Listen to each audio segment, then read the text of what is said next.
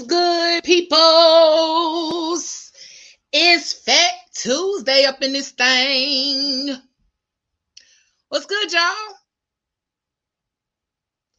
Y'all gotta unmute. Y'all forget that every time. There's noise in my background, so that's why I'm muted. Oh, okay. Well, hey. Wagwan brethren. How y'all doing? I'm here. I'm good. It's nice out by our way today. Yeah. Man, listen. Yeah. It's a beautiful day outside today. It's so beautiful. It's like it was 70 today for the first time in a long time.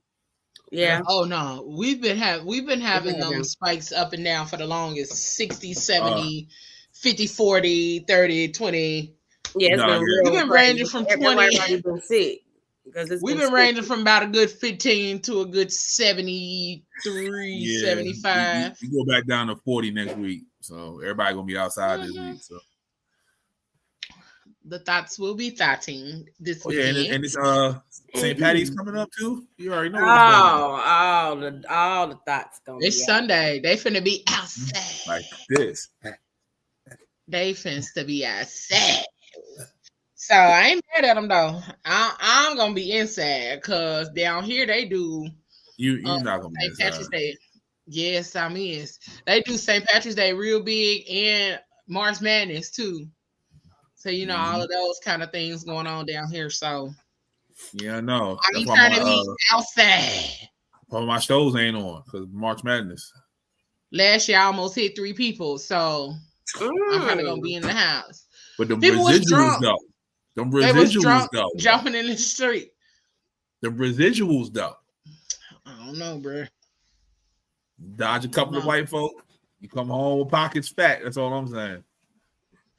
I don't know. You have to fall out. And they be drunk. I ain't trying to clean out my car. I ain't trying to do all of that. I ain't trying to do all of that.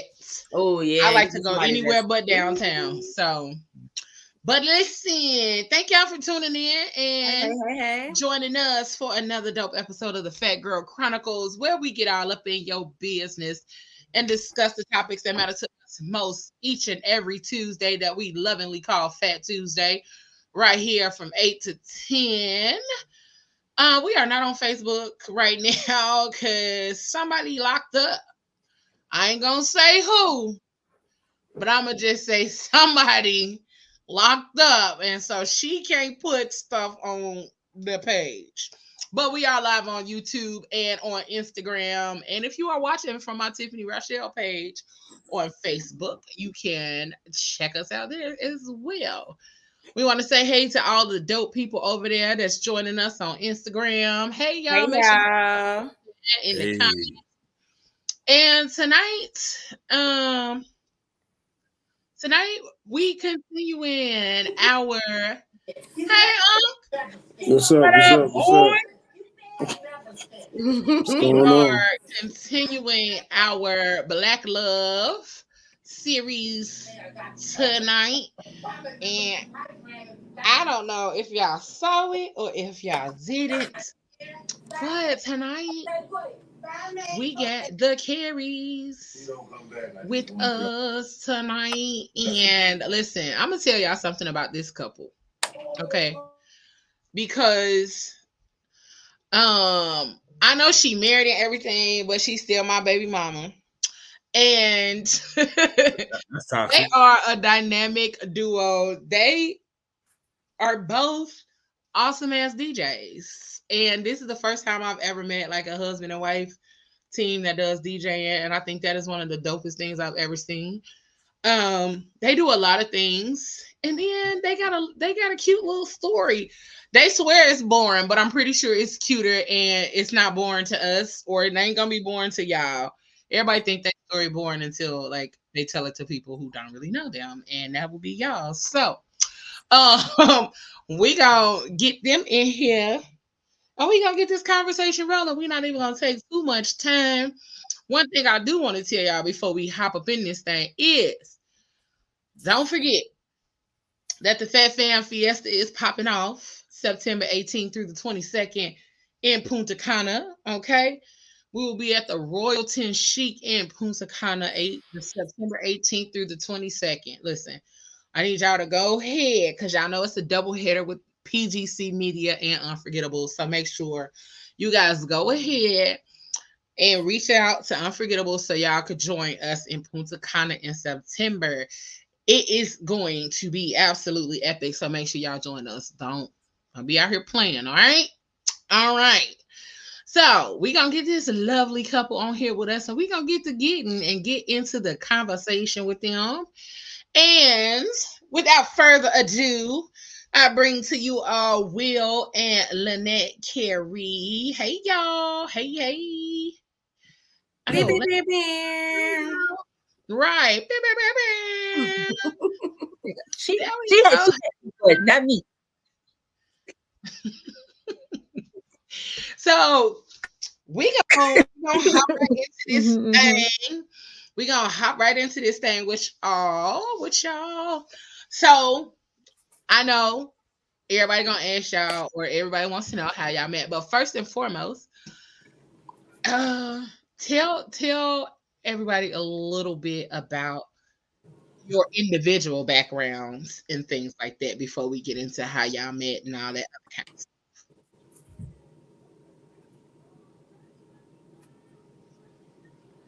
Can you hear me? Go ahead, babe. Well, yeah, we got you. We got you. Well, where we bought our house at, the Comcast ain't out here yet. We got that T-Mobile thing, so we apologize ahead of time. There ain't no internet out here yet. You say it's a little late, but it's okay. I got you. I understand. That little box is, y'all. That little box is something else. So, but I'm Will. I'm from the west side of Gary. Grew up in Gary all my life. Graduated from home school that's left in Gary. West Side High School, the best school that's left in Gary. I mean, rephrase that. You know, I'm in my 40s. I'm a senior. I'm almost a senior citizen now. Man. Well, I'm Lynn. In your 40s. Right. I'm Lynn. I also, grew up in Gary. I am I'm 20 plus a couple of 20 years of experience. So, you can do your mathematicals. I'm 20 years old with 20 years of experience. So I'm just figuring it out. I've been in the medical field for, probably at least 15 of those 20 years of experience. And, and I am an up-and-coming DJ. DJ Lightbright, and of course my husband is my mentor, so he started DJing first, and I just used to play on his board. And then one day he was like, I need to go to the bathroom, and I was just like, oh, what am I supposed to do? And he set it up during COVID for me to practice at home, and there I is. And he is. Yes, I love that. Will, how long have you been DJing? I started 2016. I started DJing because my wife always had a dream of being a bartender, right? So it was this one club, they never had security. So I would be at the club and from 7 p.m. for happy hour until security would come because she would be the only person in the club. And so I'm sitting there. Sometimes they would have a DJ, sometimes they wouldn't. Then when the DJ came, his music selection sucked, people ready to leave. And I'm like, you know what? I'm sitting here. I might as well make some money since I'm sitting here. Let me learn how to DJ. So I started teaching myself and found somebody who was willing to mentor me to learn how to DJ. Yep. That's what's up. And by the way, she is one of the dopest bartenders. I'm going to tell y'all. I said for one time with her and was like, okay, I know how to come back next time and be prepared to sit at the bar because she don't put it, like she got a heavy hand. I'm gonna just say that. She got a heavy hand. She gonna make sure the drinks are good, they right, they on point, and you gonna feel every bit of that drink when you get it. And I don't drink, baby mama. I don't drink. And she don't drink. That's the part that behooves me. Yeah, how is that possible? dad stuff hard that behooves me because every time I've had one of her drinks, it's literally on point. It ain't too much liquor. It's not too much juice. It's on point every time. My best friend even said that because we were talking about you coming on the show today. She was like, "Is that the girl we had them drinks from?" Yes, ma'am. That's her. That we were sitting in the parking lot. Yeah, that we were sitting in the parking lot. Yeah, sitting in the parking lot tipsy. Right. Look, my husband, that he would go to the bars, but I would drink. So I just be sitting there just watching the bartenders, and I just like the busy work of it. So, when I told him I wanted to be a bartender, again, mentoring, showing me how to make the drinks to people that are drinkers, and then how to make the drinks for people who say, I just want something, just think of something. So, that's kind of where it started off from. He likes his color. I'm a little bit of both. I'm a little bit of both. I like a nice drink, but I also be like, make me whatever you feel like making. Right. So, and that was my first mistake when I told her that. I said a lot of people can't do that. A lot of people freeze up when you say that to them. I was like, make me whatever. And she made me like a margarita with the Corona in it, and it was strong. I got a whole video, and in the video, she's steadily pouring while I'm drinking out of the cup. I'm like, okay, I'm gonna be drunk, but it's cool. So right, I enjoyed it. That drink was real good. So, how long have you all been together prior to being married? We've been together for like 11 and a half years. We got married in 2014. So it'll be going on 10 years this June. Okay, y'all cute. So how did so tell me the story. Tell me the story. Yeah, who approached who? Make it good. Yeah, who approached who? How y'all met? Y'all probably gonna laugh. Y'all gonna laugh, and it's okay because I know I am one of those people that are just go ahead and tell the story. Just tell. So we met on New Year's Eve. I had went to church that night, and my cousin, she never calls me to go out, but she kept calling me. She was like, I'll even come pick you up to bring you to the bar because I know you don't want to drive. So my cousin came pick me up. We went to Pepe's y'all all know Pepe's. We went to Pepe's on 61st. No, they don't know Pepe's. I know Pepe's. They don't know Pepe's. I know you know Pepe's. They don't know Pepe's. Okay, so it's a local. It's like Cheers. It's Cheers. Everybody know your name. Okay. It's the local Cheers. You going there with $10, you gonna drink like you had $100 in your pocket. Trust me. Okay, where they located? Where they located? I mean, hey, look, I'm on my way right now. I'm gonna take y'all to Pepe's. I'm gonna take y'all to Pepe's for the retreat. No, I want to go there now. On 61st, right over there. I got $5. Yep. Going there with $5. I'm telling you, because we buy rounds of shots and we buy the whole bar. We don't care. It's Cheers, man. We gotta have a good time and go home. Okay, so I got $5 and I'm ready to go. Let's go. Get your Cadillac, you'll be fine. That's it. So I come to not the Cadillac. Look at Cadillac, how you leaning in that one? You ain't gonna make it back. But yes. Okay, so y'all met at Pepe's. Go on. I'm in the door and I'm like, I saw it, but I knew it from church. We grew up, we weren't in the same age group, but our churches always had something we did together. And I was like, you don't belong in here. I'm like, I said, what you doing here? You lost. I said, this is not your scene. This is not where you want to be. You might want to get home and get safe because this ain't the place for you. And so she only knew me from church. She didn't know the big wheel that most people know. She just knew me from church. And she was like, that's so cute. I was like, so if you need anything, let me know. And I'll make sure you get it because I know you lost and I know you don't know what you're doing. Right? Wait. Now you in the story. I'm just like, that's our first time outside of church for New Year's. So I'm like overly stimulated here. Like, oh my God, it's so much to do. She's never been anywhere but church on New Year's except for this night. and I wasn't even going to the bar. I was at home in the bed. So she was like, okay, well, everybody has been promising to get me a drink. And I'm like, what you drinking? She was like, I just want an RC Cola. I'm like, that ain't no damn drink. That's pop. I'm like, we don't. I said, do you want a drink? She's like, well, I don't drink. I just want an RC Cola. I just want an RC Cola. I was like, all right, I had a bartender. Yeah, I was like, I had a bartender bring it over to you in a minute. Bro, 3. I had 3. And so she was like, yeah, everybody else has told me that too.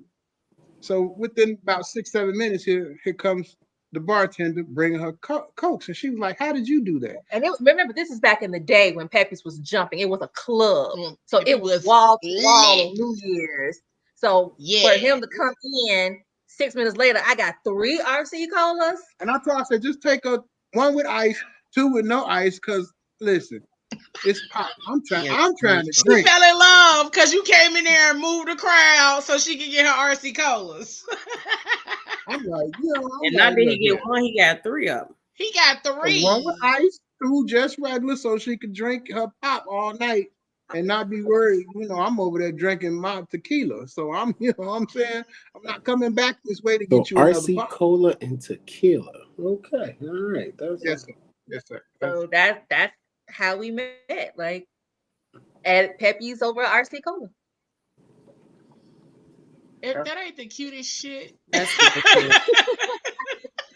That's super cute. Because Pepe's back in the day, used to crack. Actually, Pablo, you do know about Pepe's from my especially heinous story. Aha. That's where Okay. that's where the crime scene, part 2 of that crime scene took place. That's where you met the friend at. Nah, that's where me and my homeboy was at when the drinking took place. Because Pepe's, you can order, if you go there all the time and you a good tipper, they gonna move some things around for you up in Pepe's. So Pepe's, you order a shot, you a good tipper, they gonna give you a triple. You know what I'm saying? And so nice. Yeah, you know they don't use the just didn't know. They don't measure. They don't measure. Okay, can I get the address to Pepe's? Says y'all wasting time. I'll text it to you directly. Avenue. 101 West 61st Avenue. Yeah, look, you see, that's how you know somebody that always go there. That's a regular. That's a regular. That's a regular right there. I'm out there. But Pepe's used to be that spot. You go to karaoke on Wednesdays. You go there on Friday nights. You go there on Saturdays. Like, it used to be lit all week. There was not a time you couldn't go to Pepe's and it would not be lit because that's where everybody go. It's still like that. It just ain't as many people. It's still I think when did I go? I think I went either right when they cleared up the COVID or right before the COVID. One or the other, but it was still cracking in. They're saying is, Leo, go ahead and get back outside. Go ahead and get back outside, Leo. I'm an auntie now. It's so funny how people talk about stuff like that. It was good right before the COVID. Because COVID changed everything. So COVID changed everything. You saw Bella Noche's. Bella Noche's was lit before the COVID. Yeah, you don't say that. Bella Noche positive too. Because a lot of people became entrepreneurs and actually tapped into their hustle spirit and hustle thought process. A lot of people became crooks. Make it, a lot of people became crooks. COVID changed for DJing for me. Like, I was just going to be in the house, and then nope, it spiraled on out. You found a COVID definitely helped the DJing community a lot. Y'all got us through COVID. Like, when we did something, good gracious. So thank y'all. Especially a good DJ too. A good DJ. Like, if you had a good DJ who knew how to control, how you control the internet. Mm-hmm. Like, you control the flow of the internet. Like, you had a crowd. Like, I was regularly. Yeah, like regularly. It was. You had your local DJs doing it. Then you had DJ Cassidy. Jazzy Jeff. Like, they were coming online and just running it. So. Yeah, y'all really stepped up, y'all, man, because we needed y'all for real. Mm-hmm. My next question: house parties. Mm-hmm. Oh yeah. He was still inviting folks over, it turning up. That was we. Oh yeah, I DJ'd a few unsolicited parties. Not you voluntarily DJ. Yep, I'm in there. I'm in this thing. People was doing virtual house parties. Virtual house parties. Those things, I think, was a thing. Yeah, we had a couple. Yeah, they doing. They still doing them on YouTube too. Are they? That's great. Yeah, that's dope. Yeah. So my next question. So I know you guys have Little Nugget, and that's a new venture for you guys because he is 1, right? Okay, so tell me, how does having the little one now like play a part in your dynamic, and how has parenting impacted your marriage dynamics? How has that worked out for you all?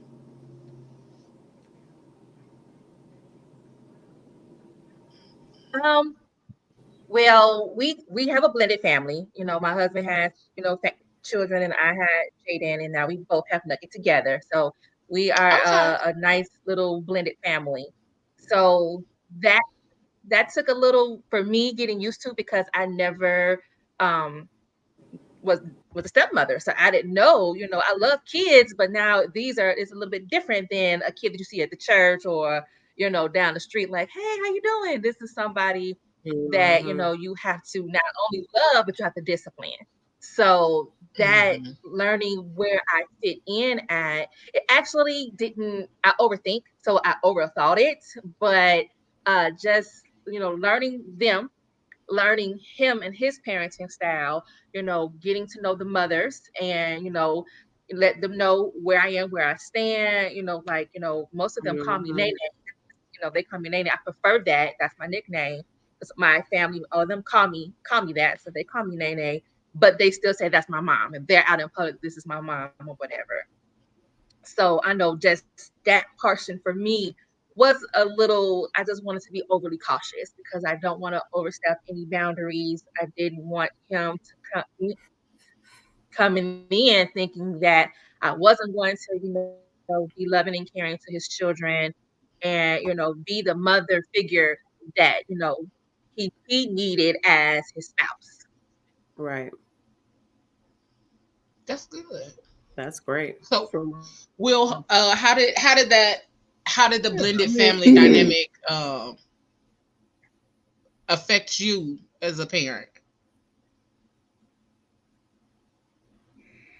Well, it really had no changes, because when we met, I had already had my daughter just turned 3, so he was still, you know, I'm still changing diapers.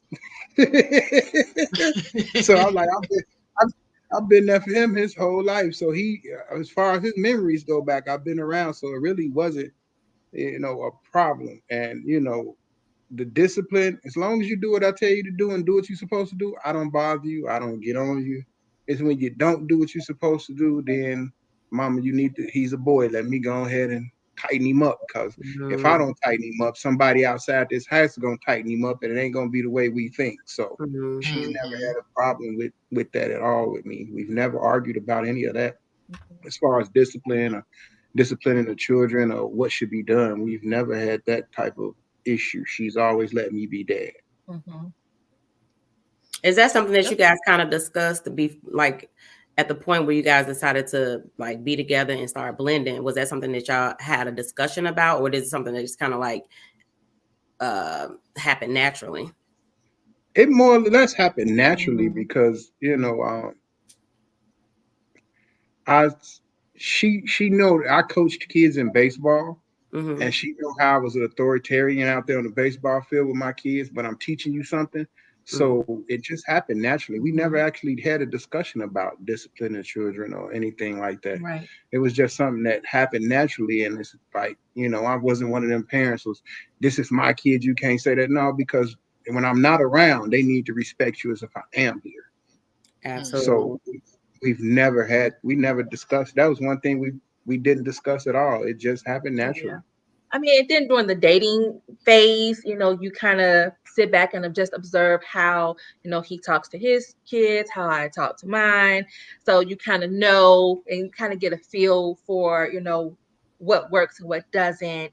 And just communicating, just, even if you call it pillow talk, just talking in general, not setting aside a conversation, but just talking about it, or say, oh, well, this could have been different, or this could have been different. But for the most part, we really have not, bumped heads with any type of disciplining the children. And, as they gotten older, like, we knew each other, like we said, from us growing up together. So we knew our other families and stuff just from growing up. So we kind of have that background too of the family dynamics, from his side and my side. But just, now, just as they're getting older and teenagers, and what do you do with a 13-year-old boy who takes longer showers now? Or, just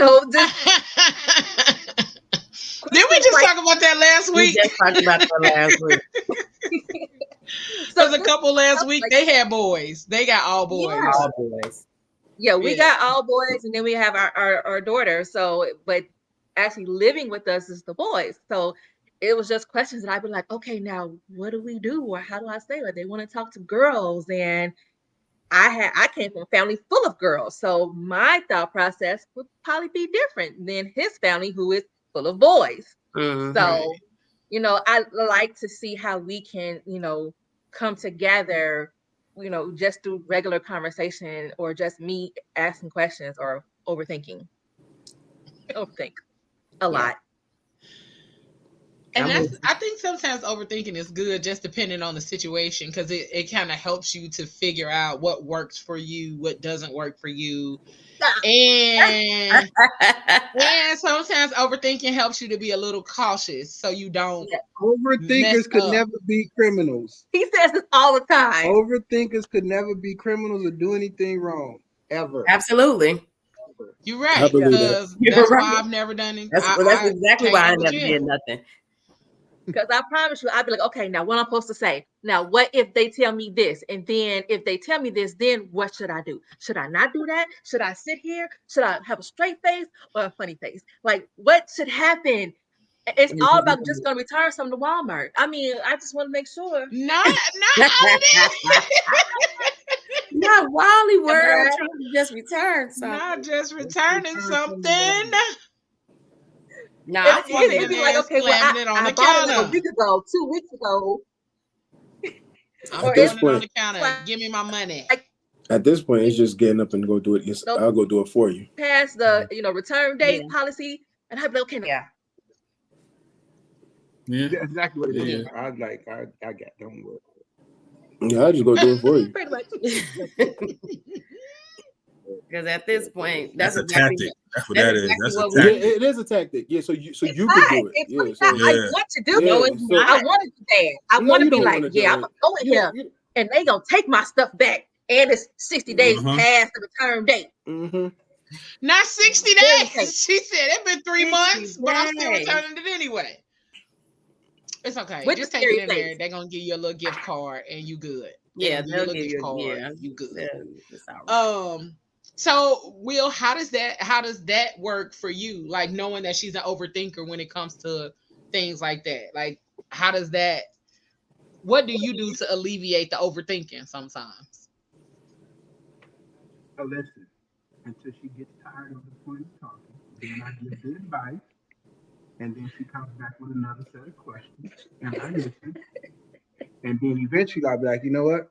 I got it. I do it. I got it. Don't worry. It's okay. Exactly. I told you it was a second. I'll just do it. Because sometimes the questions on top of the question on top of the question. Yeah. See? Yeah. That's it. I got it, babe. I'll take it back to the store. I'll return the items. I got it. I got it. And it get done quicker too. It makes it a little bit easier sometimes. Mm-hmm. Yeah. Well, that's good. I mean, I think that plays a part in knowing your person. Absolutely. That's it. In and out. We ain't playing. Sometimes I'd be like, ooh, I don't want Big Will to jump in. So I'll try to sit. And then if I use this, babe, I need Big Will, he already know, like, I probably exhausted all options. And that means that it's time to get busy. The funniest thing is everything she tries to fix by her overthinking, she ends up coming to me anyway. We could have just did that in the first place and we'd have been done with it. I be trying to do a big girl thing. Right. I was about to say she be trying to handle it. Yeah. I think that's cute though. I think that's a good thing, like, of knowing your person and being able to balance it out. Like, when you know you're gonna give her all of these chances to get all of her stuff out. And that also says a lot about her safety and her feeling safe with you. To be able to, like, literally be herself and get all of the questions out and go through her whole scene and rhetoric that she has to, in order for her to reach the next step. And then you just like, okay, now you done, give it to me anyway. I'm finna just go and take it back. Cause I mean, I take care sometimes I ain't mad. Listen, I wouldn't mind a person be like, you know what, I'm gonna just take care of it. Okay. Will, for me. Thank you. I don't even know what I would do if somebody just started taking care of stuff. Because, like you said, it's a space of safety. Mm-hmm. Yeah. Space of safety. Like, you, like, okay. Because most of the time, I'm not gonna say, I don't know how about all the women, but I know a lot of women that I know, they have a tendency to want to do it themselves. They want to. They have been conditioned that they've been doing everything on their own for so long that when somebody does try to come in and do it, I get it. No, it's a safe thing for you to be like, oh, okay, thank you. Bro, I literally want to turn my brain off all the way. Like, I don't want to think no more. I don't want to think. Turn it off. What? My brain off. Let people do stuff for you, huh? Yeah, very non-Aquarius. Turn my brain off so I can go ahead and let somebody else do it. You about to get. You want to go to the store too? Go ahead with your bad self. Like, bro, listen. I would be so delighted. You won't take care of all of that? Well, I'm finna go on and make your damn dinner, okay? I'll be here when you get back. Because I love that. I love that for you, baby mama. I love that for you. Yeah, that's beautiful. Thank you. I love that for you. Because you over there feeling safe. In your overthinking, do you know how unsafe overthinkers think that they are? Yeah. And that might sound crazy, but overthinkers really do be thinking that they not safe. Mm-hmm. And so they don't even freely overthink. They overthink to themselves and then process all of the overthinking by themselves. Right. No, we got to be in bed by a certain time. Anybody got all that time for all that thinking and corrections, man? Look here, I get up for work at 3:45 in the morning. We got to go to sleep. So I'm gonna take care of it. Right. Right. I need to go to bed. Right. I ain't mad at that. He's never in our 11 years being together made my overthinking feel like it wasn't important. He, like he said, he listens to it. He knows that if it is something that's bothering me, I am going to replay it in my head a few times, just to make sure I didn't miss anything. And he never, just told me to stop or was like, oh, you're overthinking it. Like, no, he never made it feel inferior because it is important to me. That's why I'm thinking about it. So he never made it, pushed it to the wayside or made it feel like it wasn't important, and sometimes I'd be like, I'm overthinking. And he'd be like, it's okay. Just a little bit. I feel you. That's awesome. I typically overthink in silence. I overthink in silence. I sit there and rationalize everything and figure it. And eventually I figure it out. And then I just make a decision and I do something. And it gives me so much anxiety because I don't know what the outcome is, which is part of the reason why we overthink, is because we don't know the outcome and we're nervous about what's going to be the outcome of that. It's kind of like a control issue, I guess, in a way. Oh, yeah. You think? What? Sounds like it pretty much that, doesn't it? Yeah. But then eventually I make a decision and then I'll be like, oh, okay. It wasn't that bad. It wasn't that bad. Listen, I'm not even going to talk about the process that happens over here when I overthink. So there's a process? Just know, baby. a whole process. Okay.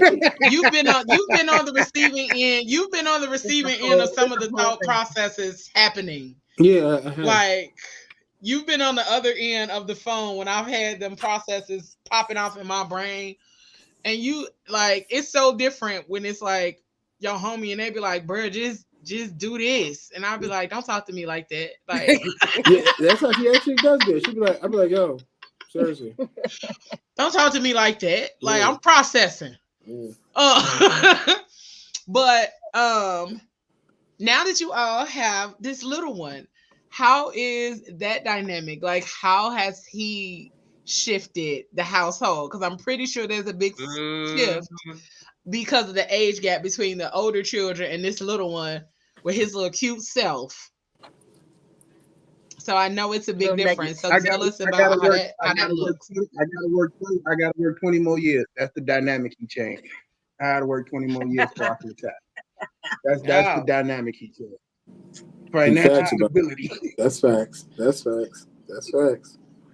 Y'all dang.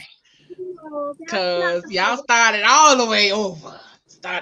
Yeah. I mean, yeah, we've been waiting on him since we, got married. So, it was long overdue. So we are enjoying every minute. We want him to stay a baby and go through all this process. And it's like, I'm kind of glad we are older because we get to actually enjoy those moments of him walking and talking and learning. And we get to, kind of do things a little bit differently than when you're in your 20s. You're trying to find yourself and you have a baby and you're trying to find your career path and trying to get financially stable and get away from your parents and, still party and still do this. So, now that we're older, at least for me, I enjoy watching this process with him and being able to be a part of that process and not have to see it on a camera or from a video at the daycare or this. I'm actually here to see it and partake of it. And we're more in a better space mentally, financially, we're more stable now to where we can kind of give him things that, we may or may not have been able to do with the other kids. So, and they love him. They argue on who he looks like, and he goes to their room, all the time, steals their PlayStation 5 remote control, and they don't beat him up about it. And they enjoy having their little brother. Mm-hmm. I was about to say, yeah. He ain't holding up to fight back yet. That's all. He ain't holding up to fight back. It's gonna be a problem. But by then, everybody will be gone. Jaden 14, he got 4 more years, so he'll be the only child. Wow.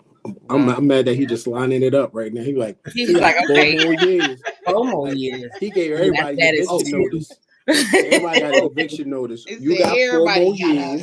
You got 2.5. Yeah.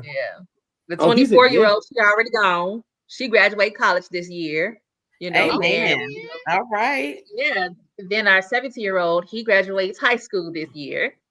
Okay. Y'all really getting them on up out of there. Y'all really getting them on up out of there.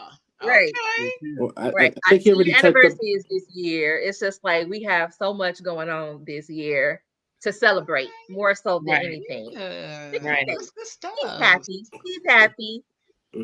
It looks like he's gonna be celebrating and giving eviction letters at the same time. Congratulations! Everything you talk about, I see dollar signs just going that way. He's gonna be like this. Congratulations, here you go. Have a good one. And the bad part, that's like wild. my daughter graduate and my son prom is on the same day. So I gotta go to Terre Haute the night before, watch her walk across the stage, come back without taking pictures with her to get him off to his prom. Yep. So, wow.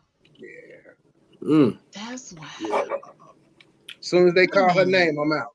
Yeah. I already told her. Oh, that's gonna be some driving. I say, as soon as they call your name, I'm out. Yeah. I gotta make it back for your brother's prom so he could tie his tie. Oh yeah, absolutely. That's good stuff. That's but that's the job though. That's that good fatherhood. You trying to be there for everybody. For everything and everybody, yeah. That's that shit. They not even gonna care about, like, some kids not even gonna care about the pictures. They gonna care about the fact that when they looked in the audience, they saw you there. Or when she gonna hear me. I'm gonna make sure she hear me. I'm pretty sure she is. Right. Make sure she hear me. He gonna have a whole little DJ situation on his phone. As soon as she walk across that stage, it's gonna be a whole little thing. My daughter, baby. That's my daughter.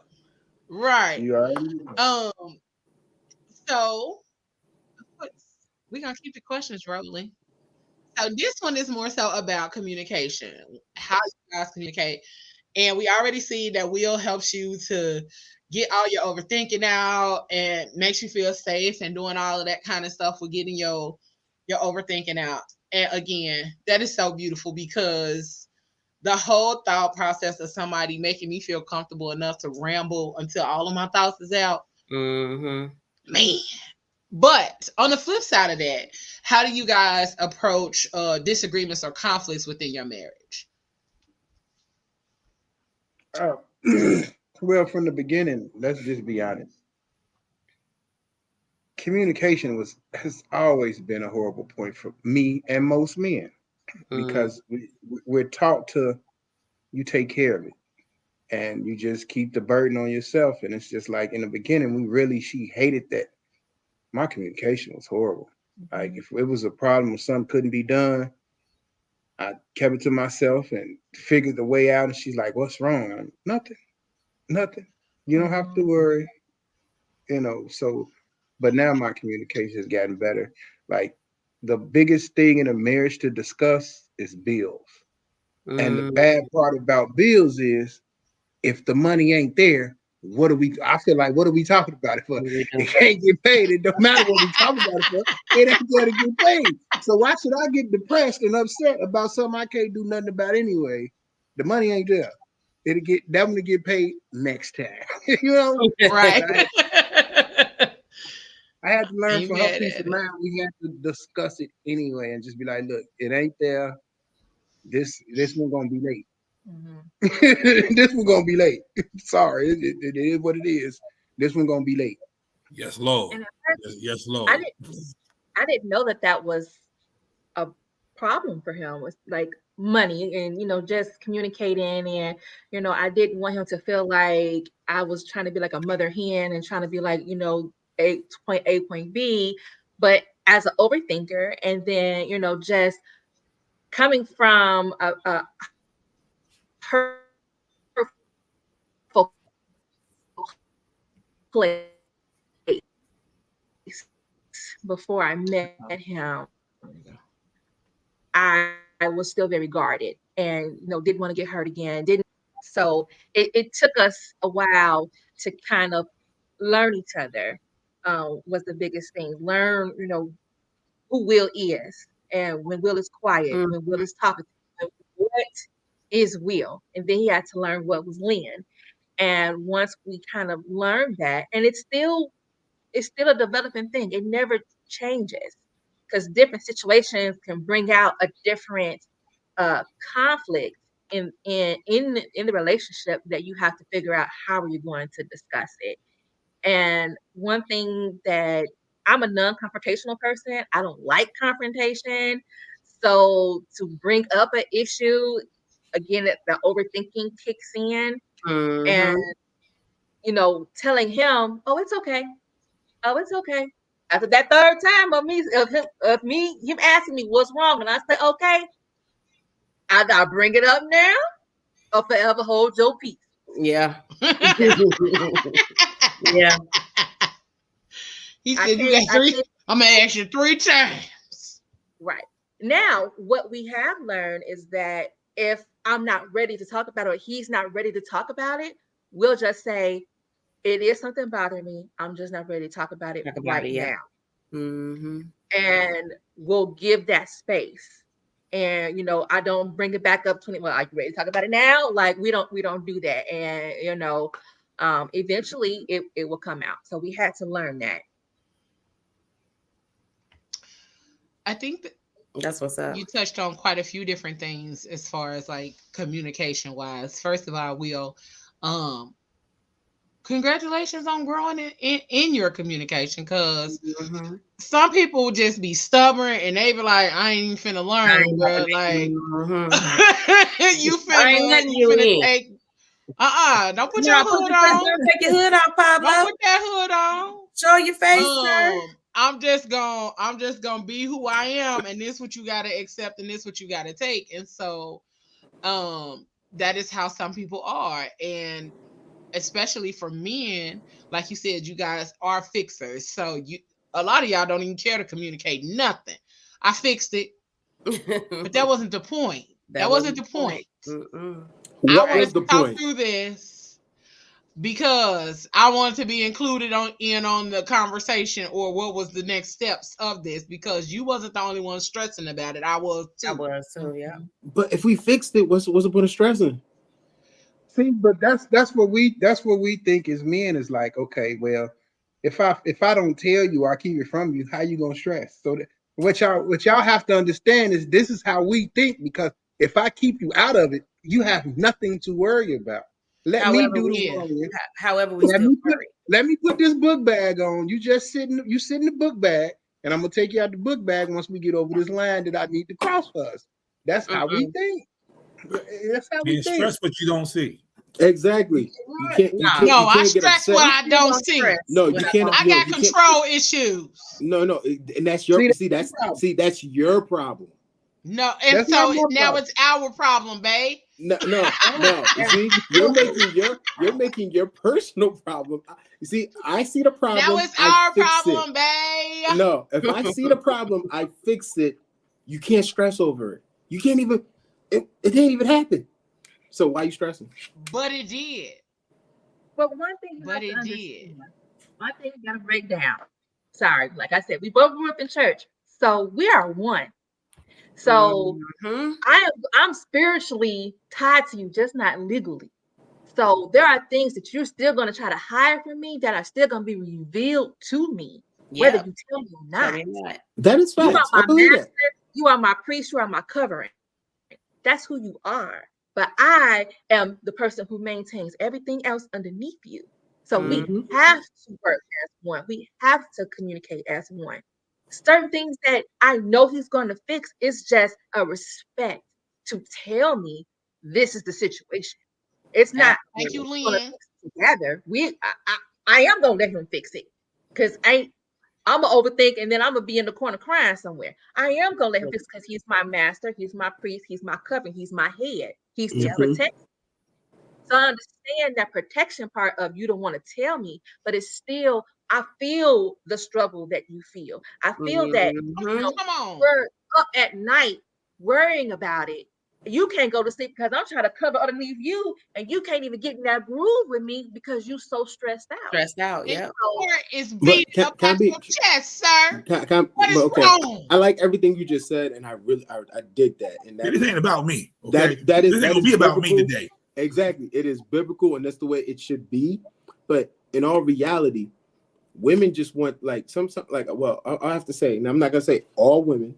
I'm not gonna even generalize it. But at the end of the day, you guys just want the problem to be solved. We do. We want the problem to be solved, but that's not the point. So say for instance, something happens down the line, right? and it's something where you're incapable of doing because for whatever reason, maybe you are paralyzed, maybe you're just not there at that moment or whatever. I'm just saying, because you have to think about certain things happen. If you don't tell me what you did to fix this and this problem occurs again, how am I going to be able to help? If it happens again, that ain't fix it. Well, it doesn't. You don't know what that may be, because stuff can happen in different type of ways. I can stun my toe 7 different times in 7 different ways. So it's like getting into this conversation with these. You're never gonna win the battle. It's not a battle. No, but it's not even a battle. It's about having an understanding. At all. Yeah, it's not a battle. It's about having an understanding. I understand, like, but my thing, like, I get it. Like, I believe everything that Lynette said. Like, for real, I dig that. And a relationship like that is very powerful. When you find your person and y'all connect like that, and especially if the person you guys are into each other like that, is very moving. But me myself, like, I just figure out what's the problem. Like I said, I'm pretty sure Will just looks at, like he says, he worked, like, you're an overthinker. So his job is to basically like this. He makes you feel better just by listening to you. And that's what we do. That's the problem. I'm just gonna listen. If that's how I know, that's how I help you. That's the only thing I'm gonna do is just listen. And then when you ask me the little questions, okay, that's it. But I just believe in just solving the problem and just moving on from there. And when I solve the problem, I try to make sure that I solve it to the best point. And that's exactly how I was at the beginning. Like, if it was an issue, it's just like, I'm gonna fix it. And then she's like, is everything okay? Yeah, everything's good now, but you was wrong. What was wrong? I'm like, nothing, so I had to learn that certain things we have to open up and share. And as Black men, man, it's hard. It's hard for us to do that. It's hard because, say, if that relationship doesn't work out and you don't let yourself be vulnerable, and then you turn around and somebody slap you in your face where you done said your deepest confessions, that makes it an issue. That makes it issues. Yeah, that is true. But and if you've been hurt like that before, man, it's just like, I'll take care of it and we'll discuss it on the back end. Yeah, I had to learn that some things just have to be communicated. Some things have to be. Because sometimes it's not just for your mental, it's for ours as well. Ours too, yeah, because we can feel it. Because we know that you're stressing over trying to fix something, and I'm your partner. You might be trying to fix it, but talk to me about what you're trying to fix, and I can be your ear just like you can be mine. So there is the give and take. Like, yes, you are the protector, the provider, all of that good stuff, but I'm also, like, you the head, I'm the neck. So you can't move without me. So let's figure this thing out together so we can. Let's make this loud and clear though. Women, like, the women that actually care about that are very rare. Let's make that loud and clear. It's not rare. You just haven't ran across them. No. I know you're right. You might be right, but I'm just saying it's still a rare breed though, especially in this generation. Now, not all women's like not worried about all that. Well, let's be real though. I really wouldn't know because I don't know all women. I just know the circle of women that I know. Yeah, you just look. The same way you're gonna. I'm gonna say this. Look, the same way. I'm gonna say that a lot of women. I did. I'm going to say a lot of women have not witnessed healthy relationships in order to be able to translate that across relationships. Exactly. And then sometimes some people won't ever witness a healthy relationship, so they think the stuff that they see on TV in regards to love and hip hop and all that other kind of stuff. How they think that's healthy, I don't really know. But they're exposed to. But also, and seeing different things and having the exposure to people who have healthy relationships, not perfect ones, healthy ones. And that's the difference too. Healthy versus perfect, because ain't no perfect relationship, but a healthy one can go through the trials and tribulations, the ups and the downs, and figure things out. But going through a relationship, we don't want y'all to be stressed. Absolutely. Now, I ain't gonna lie, y'all right. It is some women who could care less about your stress. Yep. Just they won't. You could die. You could die for all they care. Yeah. They gonna be all right because they finna go find the next dude who gonna pull the money out their pocket and take care of them. But if it is your person, somebody who really cares about you, who really loves you, who really wants to see you win, grow, and become your best self, they're not gonna want you to sit there and be stressed out over some problems that we could talk through. You can still go fix all of it. You can go be Olivia Pope, the male version, but still, she had a team that she had to talk to and talk through it with before she made the decision. Yep. So I love you, baby, but come here, because your energy messing with my energy, and it's gonna mess with the energy of the house. So now we gotta fix this because your heart beating fast and it's finna pop out of your chest, and I'm trying to lay down, and I'm not gonna sleep. Okay, we you sound like you got an HBCU. You got an HBCU attack going on in your chest. Okay, one more personal attack. You should. Go on, take it. Go on, take it. I mean, I don't even know what's going on in your life, so that wasn't personal. But you know I'm on heart medicine now. You already know I'm on heart medicine. But be honest. Let's be real. It could be an attack. If the shoe fits, put the keys on. No. It's not even about the shoe fitting. But my thing is like I said, I feel like everything I'm hearing about Will and that, I really appreciate that. Like this is something it's a brand new wave. Like I'm talking about me being as a divorced dude right now who's talking, who's actually contemplating, who's entering new relationships. It's tough, like to put your guard down. You be like, let us both be honest. We both been divorced before, so I'm telling you, I was where you was at for years after my divorce, bro. Boy, you talking about guard and let somebody in? Boy, you got electric fence, and I got Rottweilers over here before you get through all that. Man, listen. Get them gunpowder so they can devour. Right. Yes, come on, DJ Light, Good DJ. That's a good DJ right there. There you go. Good DJ. She put the biggie in it. But I'm just saying, it's like to grow, like to find somebody that actually cares about who you are personally is like, when it happens, you don't even want to believe it your damn self. You be like, nah, she playing, you know, and that's how it is. It's hard to believe it. I'm not saying it's not. And listen, ladies, I'm not saying that y'all be fraudulent about it. It's just on our side. Oh no, I understand it. It's like on some she about to flip on me, and I gotta get ready to knock her out real quick. Hold on. But y'all be out here blocking people that be making y'all smile, making you feel good, and you don't know how to deal with it because you done dealt with so much trauma, and so now you don't even know how to deal with it. She got me smiling at my phone too much. Right, I'm over here looking at it. And it be like that. My feet.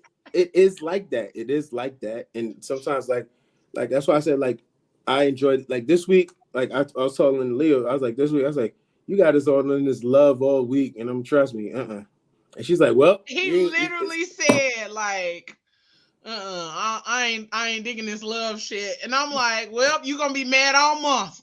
yeah. I was gonna be mad all month. Don't get twisted. I'm really on. I was like, you got us on this love thing all month. She was like, yep. I was like, okay, all right. I'm hoping that by the end of this series, that even within us and not just our followers and stuff, that it changes the thought, like, because that's the point, right? It's to change the thought process about love and stuff. I feel like so many times we generalize people based off of our experiences. Not all men are like this, and not all women are like that. And just because that marriage failed doesn't mean that your next marriage will fail. It doesn't mean the purpose of having these relationships is to learn and grow from them anyway. So what did I do in this relationship that I don't want to bring into the next relationship? What can I change about what happened before, or what can I look at to be like red flags that make me be like, nah. But and those then, are the. I want to say this to that. You don't really. So as far as bringing what happened or bringing your past relationship into your new relationship, this is the biggest thing you have to remember. You, as a man or as a woman, a different person brings out a different version of you. Absolutely. So you have to remember that everything that you did in the other relationship wasn't a bad thing. This person you with now might love that part about you. Mm-hmm. So you have to actually learn that person, because you can't say, well, my marriage failed or my relationship failed, so I need to change who I am based off of what this person are. You're going to bring something different out of me from somebody else I dated. I'm going to bring something different out of you, because if I'm supportive in who I need to be with you, and you like, man, listen here. Women need protection. Y'all love to feel protected. Men, we love to be financially stable. So if I can get you to your place and I can get to my place, I'm gonna bring out a totally different woman. You're gonna bring out a totally different man. So you can't always say you're gonna change. About it. You're going to have to learn the person you with and see where they at in their lives. This is the biggest mistake that we make. We get with it in our next relationship, but we don't know where that person actually is in his life. As a man, the number one thing to us as men, and most men will agree, if I'm not financially stable, I cannot love you the way that I'm supposed to. I'm wasting this money to get to this place, but we have no need. And in that place, I can't protect you all the time. And now you're feeling vulnerable. But if you get to a place you understand, hey, babe, I'm almost at my financial goal. Hey, I can do this and I can bring more into this relationship with you. But as men, that's our biggest thing, financial stability. I don't like my spouse to ask for nothing twice. And we don't like to be without it. If we're gonna go somewhere, it's not like I need to be like, well, look, I'm gonna order this off the menu and you order this off the menu. I don't like penny pinching. We don't like that feeling. Like we can't stand that. I'd rather just stay in the house and not do nothing than to just be like, hey, but then you like, well, you don't take me out and show me off. It's not that I don't take you out to show you off. I ain't financially stable to take you out, because this money that I'll tell you I was showing you off with, I'm gonna be crying next week because I can't get to work.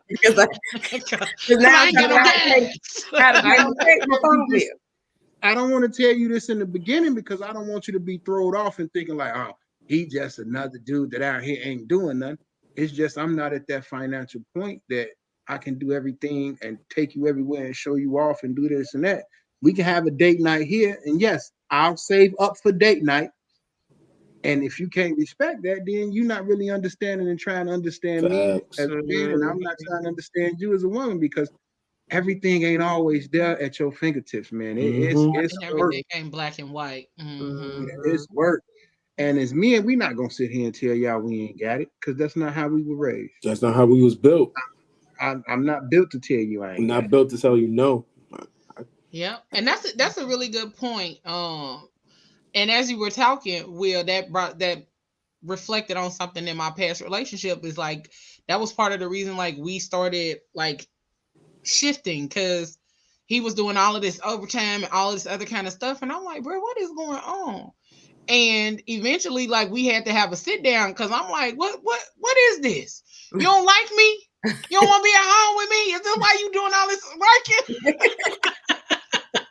And that was nowhere in my 20s. I was in my 20s, so like I've grown. But it was because he didn't tell me. He didn't tell me what was going on. He didn't tell me his thought. He didn't tell me his plan. He didn't tell me nothing. It was just like, that's embarrassing for me. But that's embarrassing. It is. And I'm like, what's going on? Like, bruh. You don't like to be you will never be at home no more. You don't like me? You cheating? What's going on? What's her name? Right. Who is the hoe? But why is that always the first thing y'all go to though? Oh, I hope that it's not the first thing. It's not the first thing. It's not the first thing. One of the first things we start wondering like what's happening? What's going on? Yeah. What do we do wrong? Or am I not beautiful anymore? We don't have nothing to do with y'all. We blame ourselves first before we even go into that part. Even think about it being something else or somebody else. So we damn, did I do something? Is he mad at me? Like we go through this whole process of trying to figure it out, like if it's me first. Then it goes to the other things. But we eventually had a conversation and he was like, no, I just wanted more for us. And I just wanted this, and this. And I was like, oh, well, okay. I'm like, bro, you could have said that, and I wouldn't have been up in here like feeling away. I'm like, you got me up in here feeling away. You don't come home. Then you come home like home. thieves in the night. Okay, like I'm coming home, you leaving. I'm leaving, you coming home. I'm like, we became roommates for a while, and that pissed me off. I'm like, So just understanding that, or learning that in that situation, and even him having that discussion with me, he told me he had to talk to some of his guy friends to gain an understanding of how to handle that situation better, because they were married, they were older. Like, we were in our 20s, his friends was like 40s. That's what happens when you work with older people. So they were able to give him some advice and tell him how to navigate that. And so I'm glad, Will, that you broke it down in that way, because some people do need that breaking down so they can fully understand, like, it's not just about her needs and his needs, it's about a collective. Like, y'all are partners. And I love the fact that you said we got to be protected, and we feeling vulnerable if you can't protect us. And I love that. So yeah, that's literally what it is. A lot of times they ain't got shit to do about nobody else, bro. Why you not talking to me? To me, I don't care about nobody else. I don't care about who else. Why you not talking to me? And in that type of protection, like what he said, to piggyback off of what you just said, that's a different level of love. Because some guys can be like, man, I ain't trying to spend no money on this heifer. I ain't trying to, you know what I'm saying? I'm just trying to get my money up just so I can be out here, go to the club and spend it with my niggas and hang out and do da. But to say that I am not financially where I want to be, so then I can make sure that she feels protected and that she has everything that she needs. That's a different, that's a spiritual, what we call it, agape love. That's a love right there. Because I'm not okay. And the way that I feel like I need to be okay, I cannot do these things that I want to do for you. And half the time we don't, as women, we don't know that these are the things that you guys are thinking about when it comes to us. You know what I'm saying? We don't know that you're thinking like, I want to take care of you. I want to do this for you. I want to do these things for you. Oftentimes, depending on the woman, if we hearing all this stuff, but it's not any action being happened behind it, or you're saying all these things you want to do, but then you're not financially able to do it. Now we're looking at you like you full of shit, basically. Like, exactly. You know what I mean? You know what I mean? And that's just coming from like Leo said, she was in her 20s. She trying to figure out what the hell is going on, because we can't at a certain time, at a certain age, or just a certain way that we are mentally, we can't process that, especially if we haven't seen it. From my therapist, we was together my whole 20s, all of my 20s. Like, so from my therapist point of view, he told me that was a form of my love language. To protect, that was my way of protecting whatever it was. So it was a love language type of barrier, like to make sure that, you know, everything was straight. Like I said, and like, I'm pretty sure us as men, the moment she'd be like, oh my God, I want to get my nails done. Cash app. Yep. That's it. Yep. Like I said, it's a problem. All I want to be able to do is solve a solution. Oh, my car needs fixed. Cool. Pick up the car, take it to the shop, done. Like like women, like, and the funny thing about it, all you guys are doing is just venting, and we're hearing it and we're taking it in as, all right, this is what we need to do. It's on our to-do list for us. Yeah. So you also got to know when you know you can't do it. Mm-hmm. Facts. Like, because a lot of people they will be the protector and protect everybody else except for themselves. So you have to know when you can't do it. So, I need my nails done. And can't do it. Sometimes it ain't meant for you to do. Sometimes we just literally just talking. Yeah, but like I said, you're right. But that's what I said. It's also a problem within ourselves as well, because we're thinking that you guys are just complaining. And it's a problem, and in all reality, You guys are venting. Not complaining. No, but it's the truth. It's like the weirdest communication messed up barrier ever. So you're like, I want to get my nails done. I'm like, okay. Cash App, go get that done. But like you said, Pablo, sometimes like, people like, damn. And now you don't got no lunch. Yeah, exactly. Nice. So, well, my nails cute. Like, see? Thank you, babe. See? Thank you, Big Papa. But it just be. Now like, you up here with your stomach growling. Right. Oh, but like I said, I understand that. Like, it's just the communication. Nazi at work. I'm the one stealing everybody lunch because I'm exactly. Look, I'm about to give y'all a hack. I'm about to give y'all a whole little hack. If you've seen that she's done her own nails before, go to the beauty supply store, or you can go to the Dollar Tree. They got all them little press-on nails for $5, $10, $2, and give her a whole little thing. You said you want your nails done. Here's a variety, baby. I got you, because I ain't got the money to make. Amazon. Or go on Amazon. Amazon gift card. Exactly. I would be so excited if somebody sent me an Amazon gift card. Thank you, babe. I go here and buy my nails. Okay, that part. But that's what I had on anyway. I didn't really want to go. I wanted to do my nails. I didn't want to go get them done. I wanted to do them. It's a difference. But what was Moses saying? I'm gonna jump on the back of that real quick. When you guys vent to us, that clicks action in our mind. It ain't you venting. You think you just telling me a story. While you're running this down to me, I done figured out 17 different ways to solve each one of them, so you don't have that stress and you just venting. But when you vent, we immediately go into action mode. Exactly. Real men. Let me rephrase that. Real men who care immediately go into action mode. Because that's something that's preventing you from being, as they say nowadays, in your feminine energy. So we try to keep you there instead of you got to put the pants on and go out there and cut the grass. You know what I'm saying? So definitely tired of being a thug. No, you're not. I don't think that could ever happen. I don't think that could ever happen. Y'all always gonna want to be a thug in your own way. But like I said, when y'all talk, I'm tired of being a thug. Look, when y'all talk, somebody jump me out. When I hear anything, it's just an action word for me. It's like, all right, cool, I gotta go get. So now I just added that to my budget. Nails done, car needs to be fixed, whatever. That's on my budget now.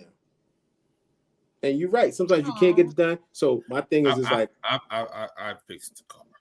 If I can, anything on the car, if I can, I'm going to do it. I'm just gonna go buy it and fix it. Like, y'all some real men. I don't have a problem like calling my boy who's a mobile mechanic and getting the parts and telling him, yo, put this on this car for me and I'm good.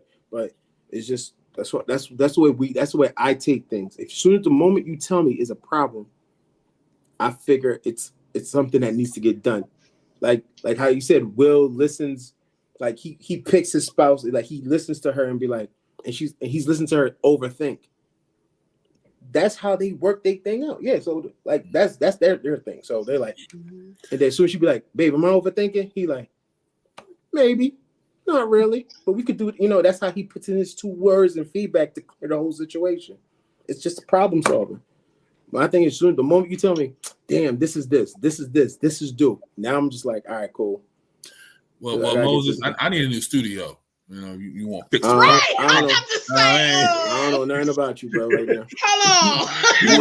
Problems. Let me figure out something I can do to call Moses tomorrow. Moses.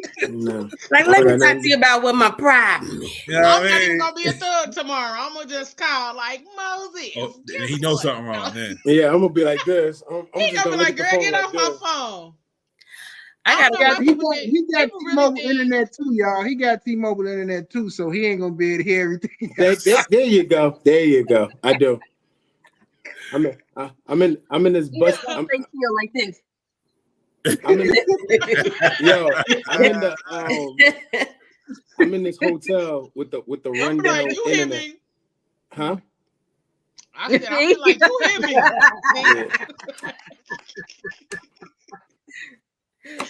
But and they told me absolutely I get you, Moses, and it is a process to kind of balance it out on both ends and not always feel like you got to jump to action, but also like trying to figure out the ebbs and flows of your partner and stuff like that.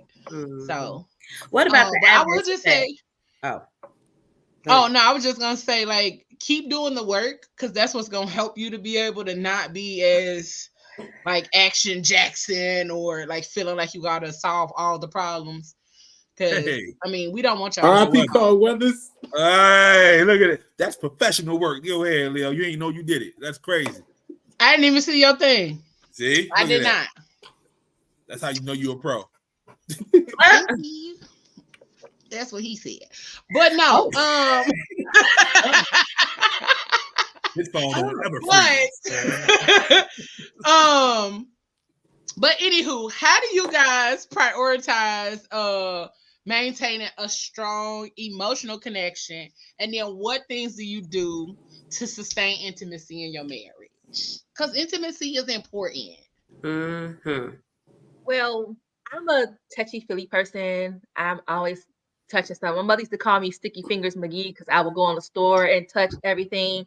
So I need that assurance. I need that holding hand. I need that smack on the butt in the kitchen. I need that kiss before he leaves to go to work. Because if I don't get that kiss in the morning, I'm freaking out all day long. Like, he's mad at me. I'm thinking about, what did we talk about last night? Did I say something to him? Did he say something? Did I? He it can go 10 times to the left. So I need that from him. And he's not a really touchy-feely person. So, but I need that. I need that assurance from him that just makes everything to me, you know, my mind just calm down when he grabs my hand while he's driving, you know, just those simple things.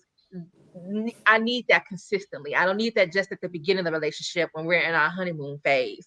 I need that now, because then that just let me know that I'm still connected to you. We're still good. You can still be mad at me, but you better let me put my feet underneath you because they cold.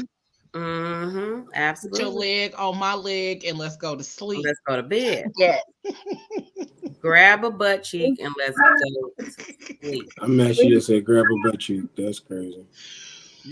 What about for you, Will? Women, y'all gotta remember, we're always hot. Stop. Always. I'm 1,000 That's why I said degrees. the feet. That's why, right? Just at the feet. Just at the ankles. I'm a movie. You gotta cuddle just at the ankles, bro. I need some kind of skin to skin. Put your ankle on my ankle. I'm a move eventually. Just get me to the sleep mode of comfortability that you right there. Sleep mode. Protecting me in my sleep. I'm sleeping in front of the door, so you know I'm protecting you. I'm the one in front of the door. Talk about it, Will. Talk about it, because I'm the one in front of the door. That's one of the things that a lot of dudes don't know. You supposed to sleep in the front. Just like you supposed to be on the outside when we walking. Be honest. A lot of women don't even understand that. Till this day, like they don't know that. Seriously, men are supposed to sleep in front of the door. Wait, when we first got together, that was her spot, and I'm like, no, you need to move over, because if something happened, the first person through the door, I need to be able to get up. I don't need to be climbing over you. Scooting to the foot. Scooting to the foot of the bed, trying to get out. Exactly. That's climbing off, falling over you, and you sleep. Now, Lynette, I'm with you. That's my logic. I'm trying to get to the bathroom because I go in the middle of the night now. But here's the logic. I ain't even thinking about an intruder. I'm thinking about going to the bathroom. Nah, man. No. I'm at the door. Yeah. That's why we both gonna have that thing under our pillow. Exactly. I gotta be by the door, and I gotta be able to access. I'm a better shot, so you might end up shooting me. Now I got it. You lay there. I know you my glasses just stay down. Listen, I'm gonna tell you like the old people used to tell me. Somebody need to be able to tell the story, so you need to be able to tell the police what happened. Somebody got to. True. Somebody got to tell the story. But see, like me, my intimacy is different. When I come home to see my family, Everybody's able to do what it is that they want to do. They're not stressing.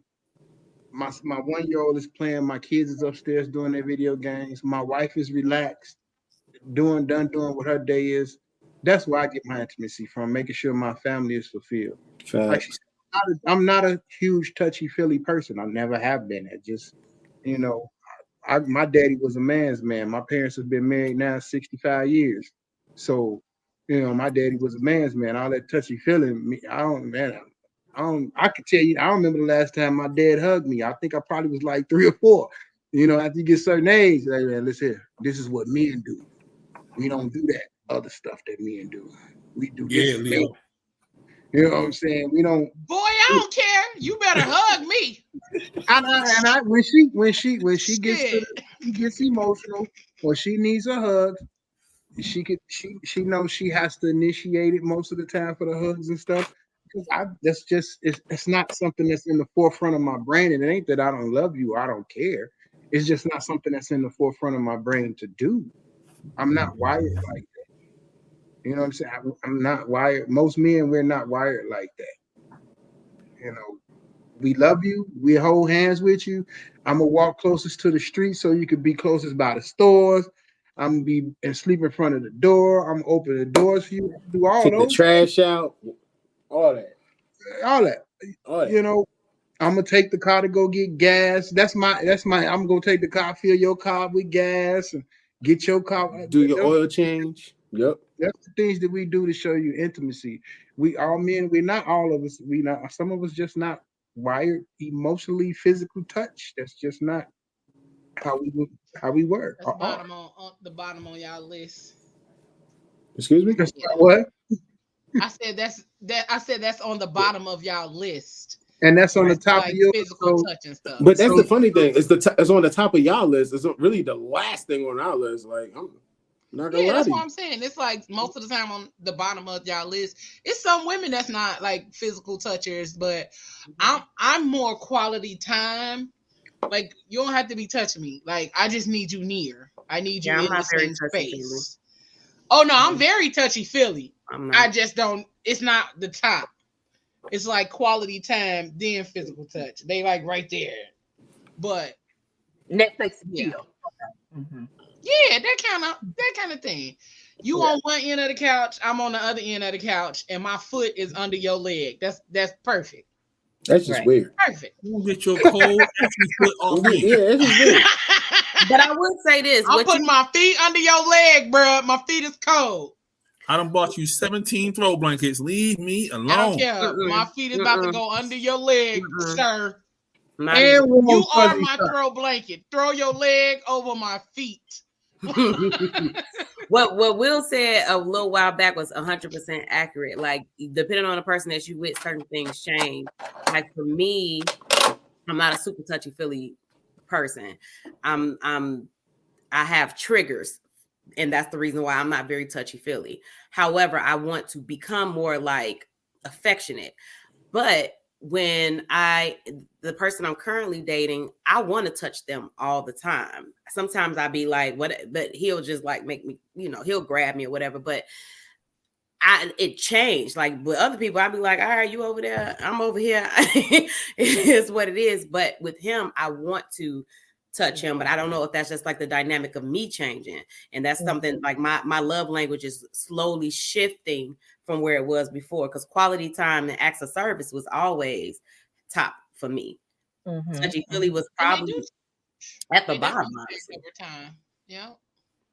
I know one thing that based on how you're growing as a person. Mm-hmm. So your love language has changed.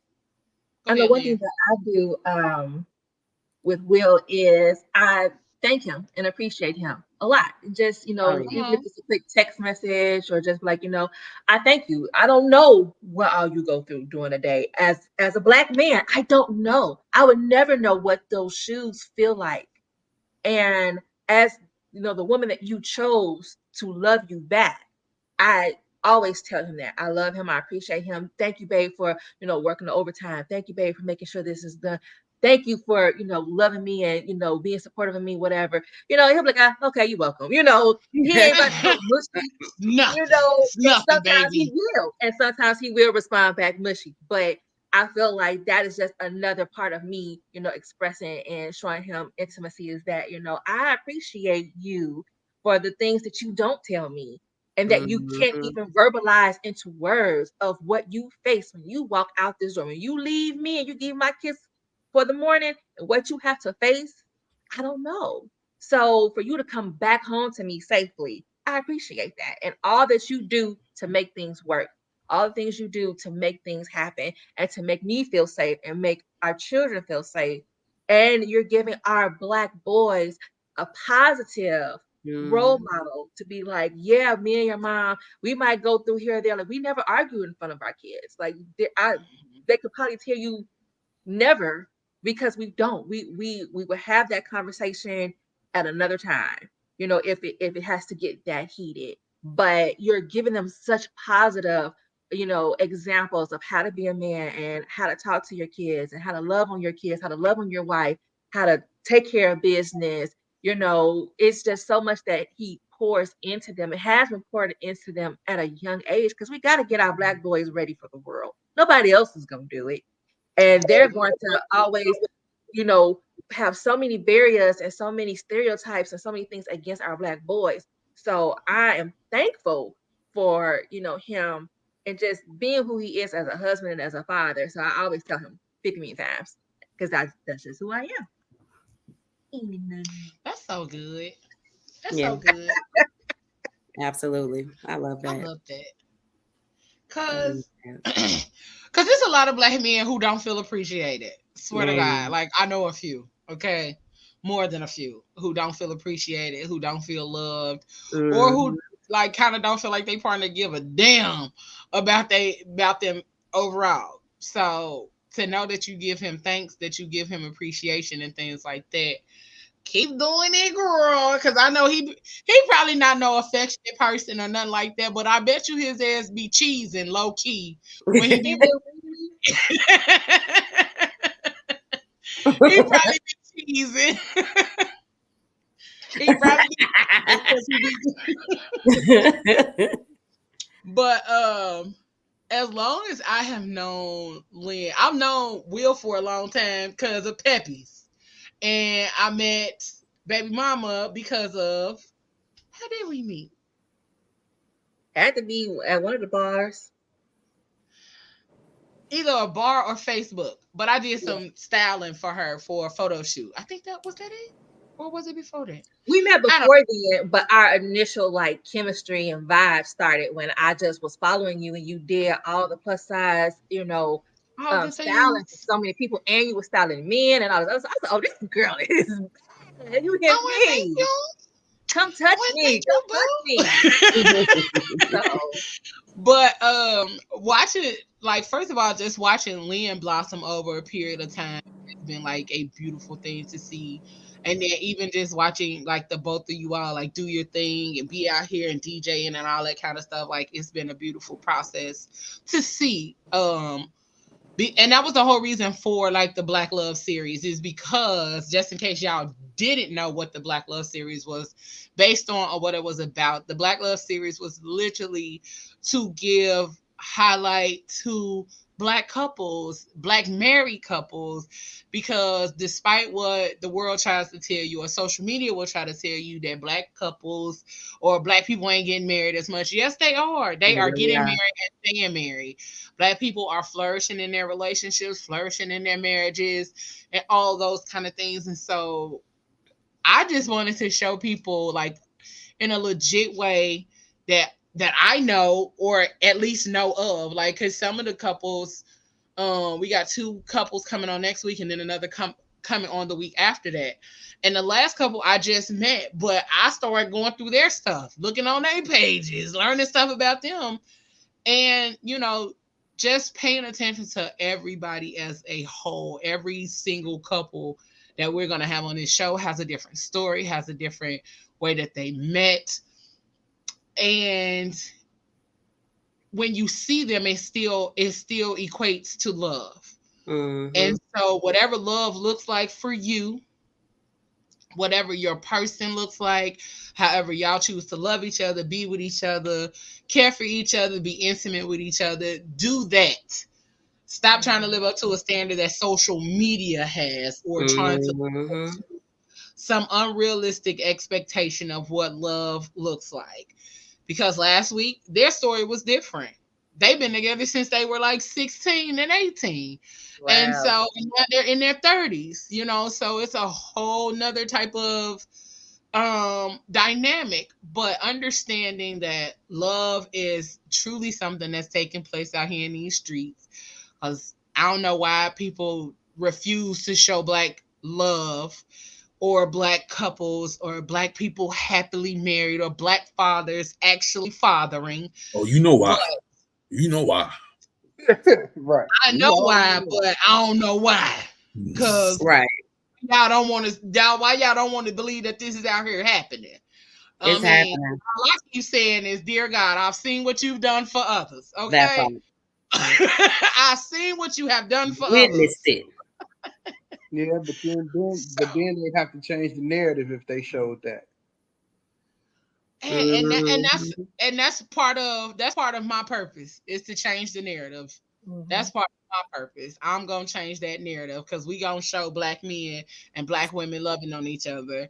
We gonna show that shit. It don't matter where you meet your person. That's your person, and y'all vibing and y'all rocking and rolling. That's what we gonna do. Mm-hmm. Then we won't have any more interracial couples on the commercials, Leo. Mm-hmm. Right. Look at her face. Look at her face. Look at her face. Yeah, we can't have that. Gotta have the little curly hair babies out there and give a reason why their hair is curly. I want a curly hair baby, but it's an Afro curly. Okay. Rock rough and stuff in my Afro puffs. Cause I don't know about y'all, but my baby gonna have some curly hair. Cause my mama ain't curly hair. But that's neither here nor there. You right, Unknown Journey. He said happy narrative does not sell tickets. Listen, it doesn't. We ain't worried about selling no tickets. We just gonna keep making sure that narrative is shifted, because it's necessary. Mm-hmm. I don't want my nephews to not see that Black men and women are loving on each other and all that other good stuff. And I mean, they're not watching this, but but if they do so happen to come across this at a later date, that they see love is actually happening, and that is something out here in these streets that is real. Like, I can't say like everybody is relationship goals. Like, nah, I know how I want my relationship to be, but I do know, based on some of the conversations that have happened between last week and this week, I'm like, oh, I like that piece for me. I want that for me. And you know what I'm saying? You can take pieces of people who you actually admire and make that work for you. Mm-hmm. Person, but we really wanted to make sure that the dynamic and the narrative of Black couples is not that we out here just fighting and fucking. That ain't what we are doing. Yeah. That ain't what we are here doing. Fighting, fucking, making illegitimate kids. And you getting my picture tattooed on your face, right? You're right. That's not all we out here doing. Okay. That's not it. And we ain't out here fighting in the streets and all of that good stuff. We out here building businesses, building lives, building brands. DJ Light Bright and all of this kind of stuff. Like the couple we had on last week, they got a couple businesses together. Y'all DJing together. So like it's a lot of stuff out here to be seen. So stop just going with the narrative of the BS that they put out here. Them people paid to follow that narrative, y'all. Yep. So, okay. Stepping down off my soapbox and getting back to the next question. I just had to make sure y'all knew the whole reason for the Black Love series and all of that good stuff, because it's necessary. Mm-hmm. Okay.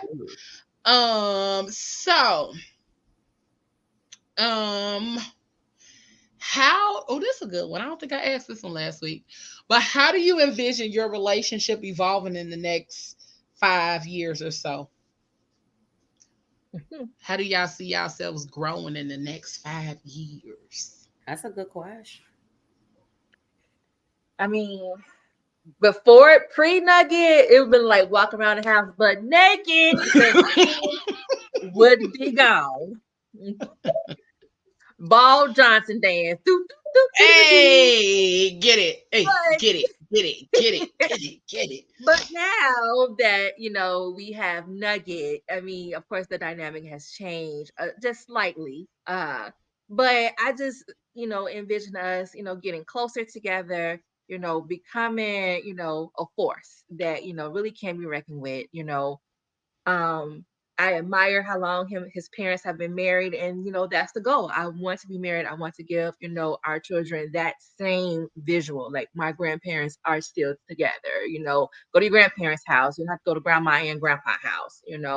We're together. We're building. DJ business is going good. And we're just in a happy, safe space continuously. Able to get over any obstacle that comes our way with any relationship, any up or down that comes. We're just able to knock it down, without, saying, oh Lord, we gotta go back to the drawing board. Like we're past that now, we're 15 years in with 5 years from now. We'll be 15, 16 years in. We ain't got time to be playing around. Mm-hmm. Come on, let's go to Costco and go get this water and laugh about it later on tonight when we put our Costco pizza and hot dogs. Come on. That's happen. Well, I just want to get our 1-year-old out of our bed first and put him in his own room. He got his own room. I said, with a whole bed. With a whole bed, everything. Full size bed. We want to lay with y'all. That's the first. He said that's step one. Look, that's mama's baby. Above anything. I'm gonna tell y'all a quick story. Okay. We first got together. She had this big old king size bed. Jaden, her son, had his own queen size bed. Own room, everything. And so we would fall asleep and we would be on the couch. So one day I'm like, why is we sleeping on this couch? Fully clothed. She's like, because Jaden in the bed. He in the what? He 2 years old, getting ready to be there. He in the bed. Don't he got his own room? He don't like that bed. So I had to break her to start putting him in his bed so I could actually sleep like a human being and not on this damn couch. It was like a whole year. It was like maybe a couple of weeks. Months. Maybe 3 months. She went from a couple of weeks to maybe 3 months. We grown trying to fall asleep on this here love seat. Look here. Hot. He already hot as it is, right? So imagine sleeping on a sofa, what is it? Suede sofa, fully clothed. Oh, baby. You had that man about to have a stroke because he out here hot. I'm sorry. We had hot boxing him.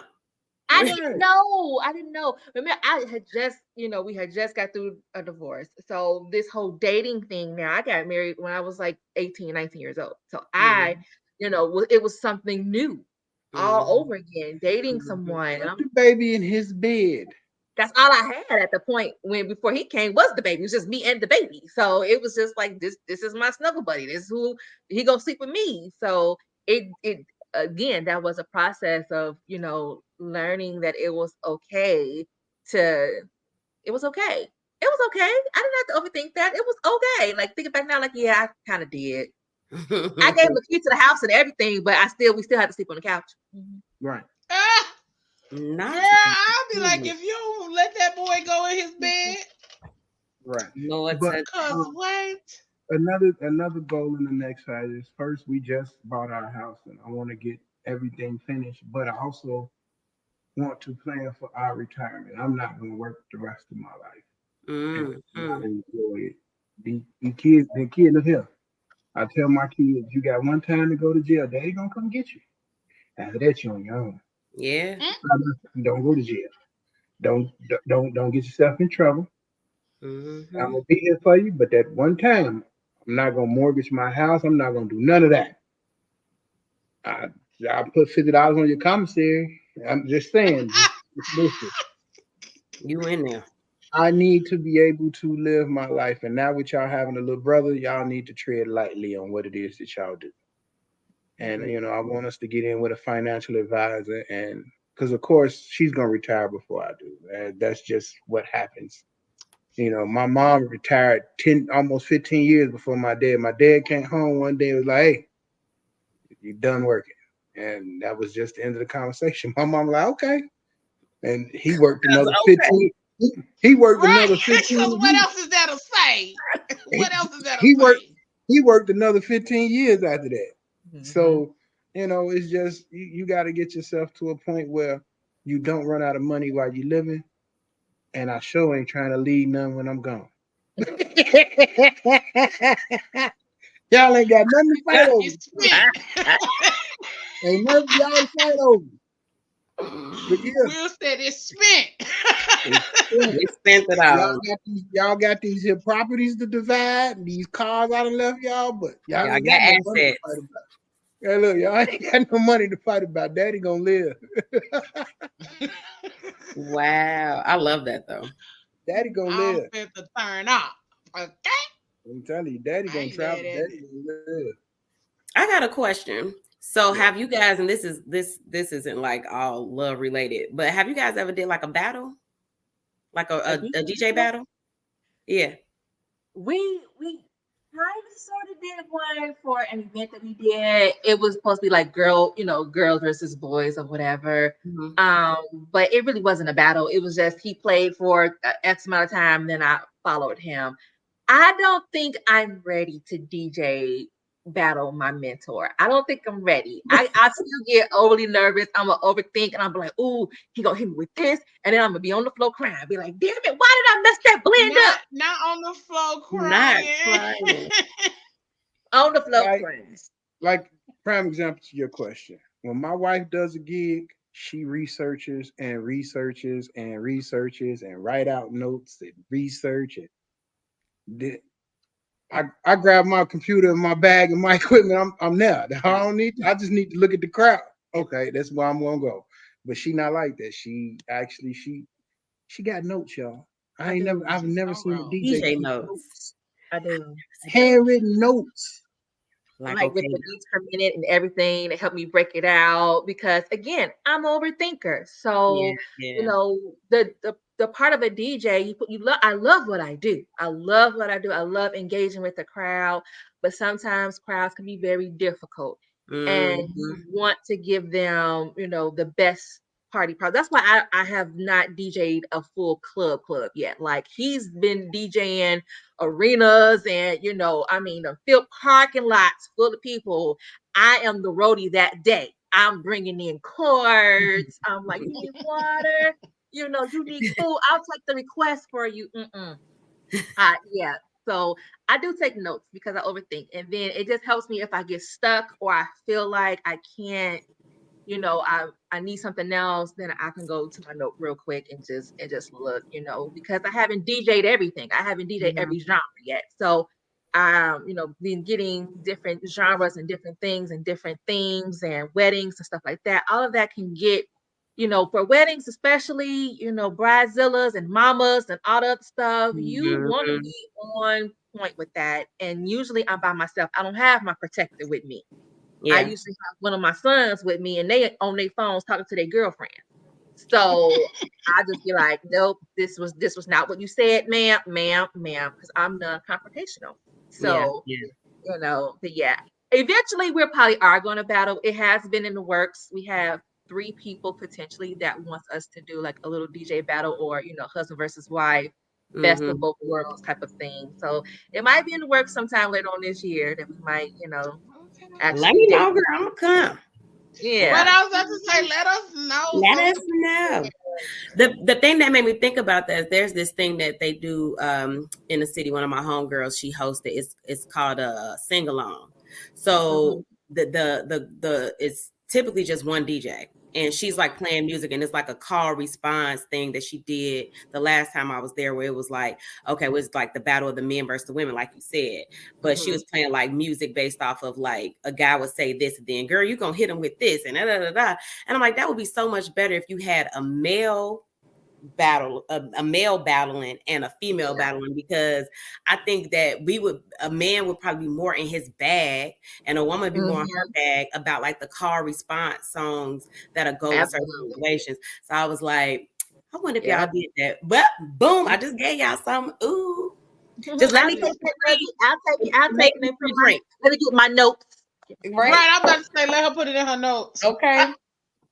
Just let me come. I pay the cover charge, but let me drink free all night. That's all I ask. This guy. Oh Lord. I don't know. If you've been to Pepsi before, you might be able to throw them back. I can. See? See, I knew it. I sensed it in my spirit, man. Okay. I'm the one who make the drinks. Everybody mad at me. You're going to have an especially heinous story like I had. Okay. I'm all right with around up in Pepe's. The heinous-city. Yes, I made that word. That's around at Pepe's. Your leg just got better. Okay, your leg just got better. You need to relax. That's all you're going to hear. Coming up out of Pepe's. Put my knee brace on. You're going to be in a boot again. Okay. I'll put my knee brace on this time. Yeah. You're going to be in a boot all summer. Keep playing. Pepe's. Shout out to the good times at Pepe's. Man. Because Pepe's, oh my God.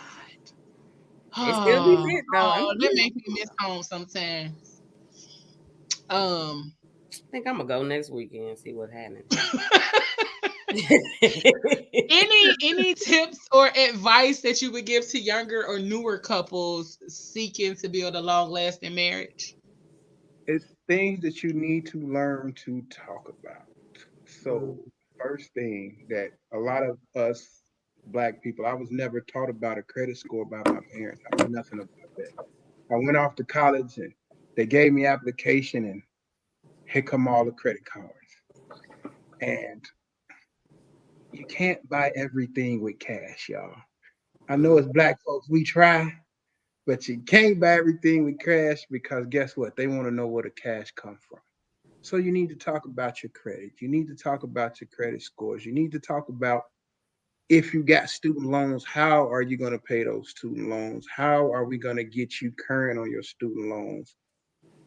All of this counts. And as Black people, we don't talk about credit enough with our kids and relationships.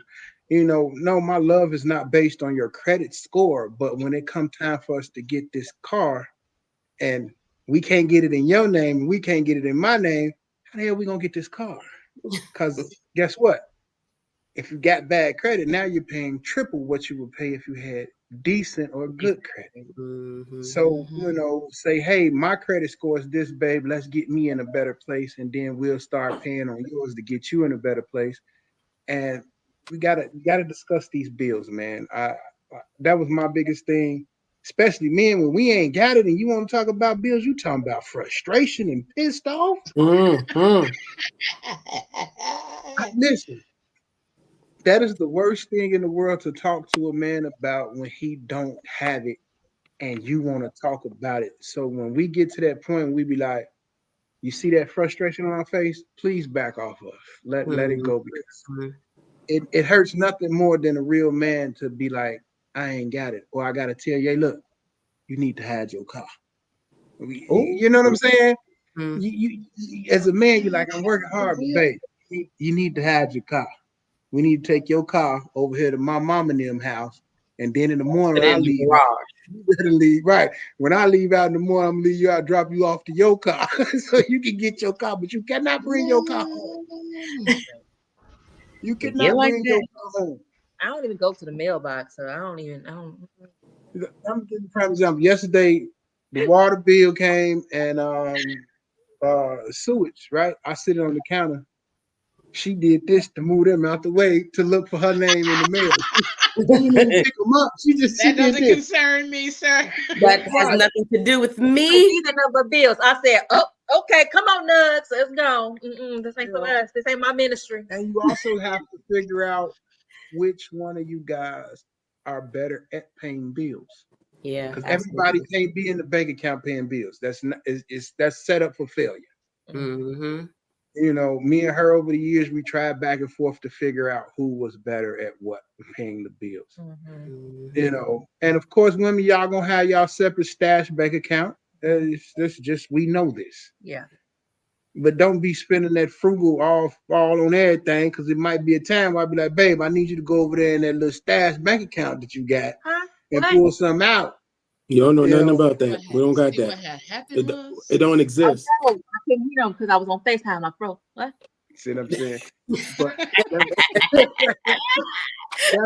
that's just being honest, man. Yeah. You gotta talk about those things, and it's not based on your love, but it's based on your future. Because if you talk about those things out the way, and we know what we need to do, now that's not going to be a problem down the line. Because the biggest thing in marriage is that break you up is finance.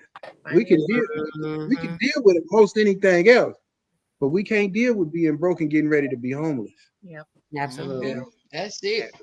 That's something you got to discuss. And just to piggyback on that, even I always suggest that you do marital counseling before you get married, and then continue it a little bit after, because there's going to be things that are going to come up that you wasn't prepared for or you didn't think to talk about, in your 6-week premarital course. Like it's going to be things that are not going to come up.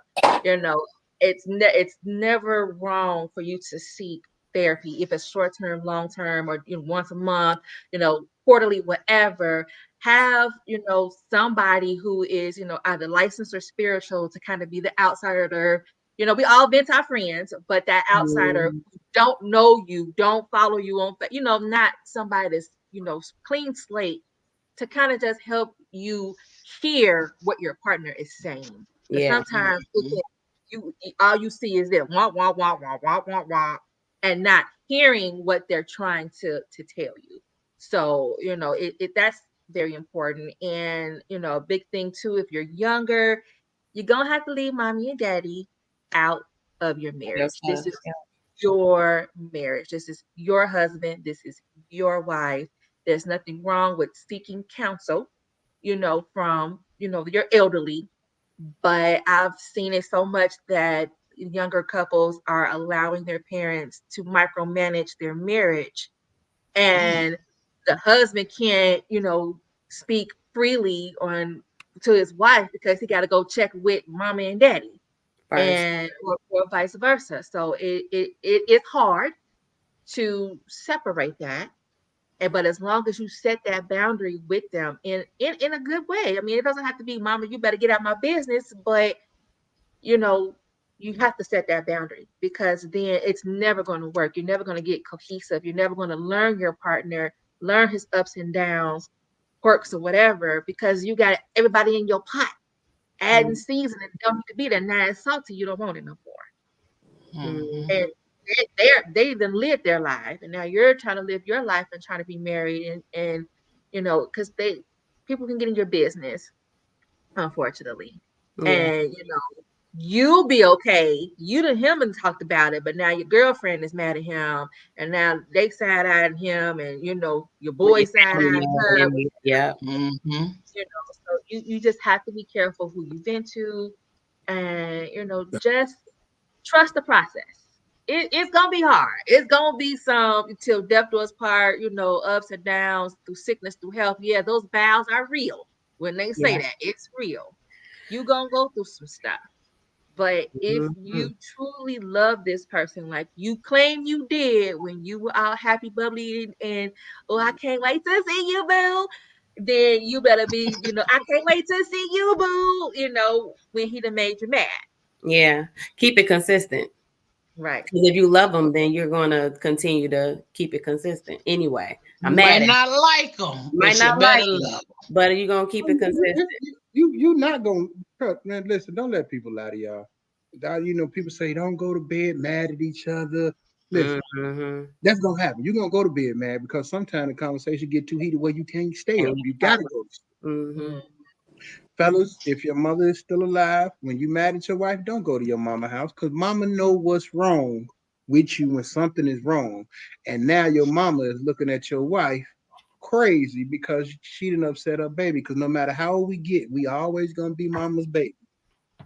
Facts. So we have to be careful of those things. When you're upset, be careful of where you go. If you need to leave the house, just be careful and mindful of where you go. Because sometimes that road can lead you down the wrong path. So you gotta be careful and be mindful. And and ladies, when we say we need to get away for a minute, let us have that minute. Bye, babe. Love you. Be safe. That's a lie. That's a lie. Oh, absolutely not. Because usually, I usually be the one like, you know what? I might need my space too. Bye. Let me go ahead and leave. I'll be back. I'm gonna go listen to some jazz and smoke me a cigar. I'll be back, baby. I love you. Okay. I ain't mad. I just need to get up out the house. Ain't definitely getting that, baby. You'll be like, where you going? And have fun in your marriage. Laugh, joke. It's a point now. Like we were dating. I'll tell the story. I don't mind it now. But we were dating. I had on these cute shoes, girl. I was killing the game. Oh, I thought I was so cute. Okay. We went all the way to Navy Pier, and you know how they got those bricks, bitch. I wasn't ready. Oh, I don't think I'm supposed to cuss, but I wasn't ready. You can cuss.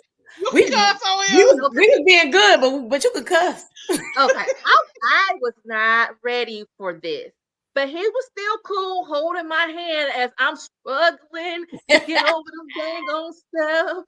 We finally get to Bubblegut Shrimp, right? My little yellow tail done fell and rolled under the bench.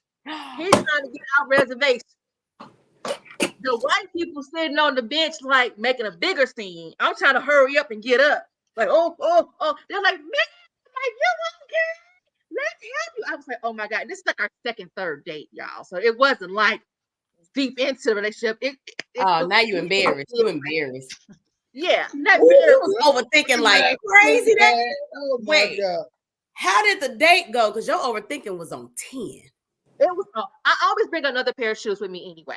I always do. But this time I did, but I didn't know we were going to be so far away from the car, so I didn't bring them with me. I was like, because the shoes were comfortable, but they didn't have no grip at the bottom. The grip was gone. So I was just walking, basically on was walking glass. by faith.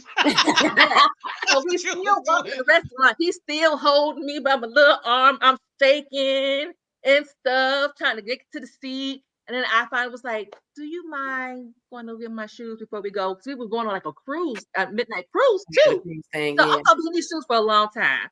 So he was like, yep. And I was like, you want me to throw them away? I was like, yep. And I was so embarrassed. And I wanted to laugh, y'all. If y'all know me, I laugh at anything, bro. But I didn't. I held that in. You laughed when you got home, though, didn't you? You laughed later. Guess what? You are the real MVP, bro. He did. He never brought it up. Never brought it up. You are the real MVP, bro. Because I'm sorry. That's awesome. Bro, the relationship would have ended because I would have laughed. Laughing. Boy, when she fell and rolled under the bench. And I'm up there getting the reservation. I would have laid there and laughed at myself. I would have to lay there and laugh. Like, I was trying so hard to get back up and just sit on the bench. Like, well, you are the real MVP. Yeah. You are the real MVP. That was some of the I would have been like, call an ambulance. Where's the people? I'm suing Navy Pier. Right. Yeah. Call the ambulance. Just having fun and in the relationship and laughing and joking, and sometimes just taking a drive somewhere, yes, I am a passenger princess. Mm-hmm. Sitting over there, I'm like, he gonna open the door for me. I'll be in the car with somebody else, and they be like, "Girl, you better get out." I'm like, "Oh, I gotta open the door for myself." Oh, okay. I'm not used to this caliber. The reason she a passenger princess because she's scary. Listen, bro. You scared to drive on the expressway? You one of them people? Listen, bro. Listen. We had to go to Wisconsin Dells, right? And now, mind you, I had been at work all day, and then I had the DJ. So when I got off at 3 a.m. from DJing, she was like, "We just gonna go to Wisconsin Dells and meet the family." I'm like, "All right, I can get some sleep in the car." Man, I had a dream I was on a goddamn airplane. She flying. I mean, I woke up, I'm like, I had the music going. I was getting it. It was 3 o'clock in the morning when nobody on the road. So you gotta do 110. What are they talking about? What are you talking about? Well, I'm asleep. I need to live. I know exactly. What are you talking about? You got to do 110. What you talking about? What are you talking about? You got it because we trying to get there. No. Don't let the music be going because baby, I'm hitting it. All right, cool. When that state trooper pull you over, who run the world, girls? Yeah, when that state trooper pull you over, just go like this. Yeah. He woke up. He was like, "How fast are you going?" I was like, and we were like in a Mercedes, so it was like gliding through like melted butter. And I had been drinking at work, and I hadn't been asleep. So when I finally get to sleep, I'm thinking I'm dying. Lord, is that you? Not thinking you dying.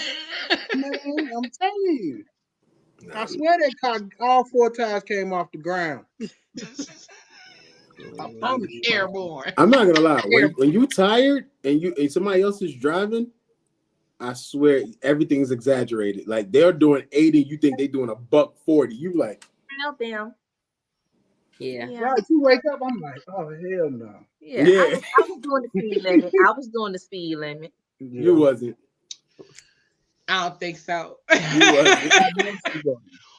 Well, for all of the new couples, take that advice. Make sure that you have some fun, that you discuss them credit scores and all of that good stuff.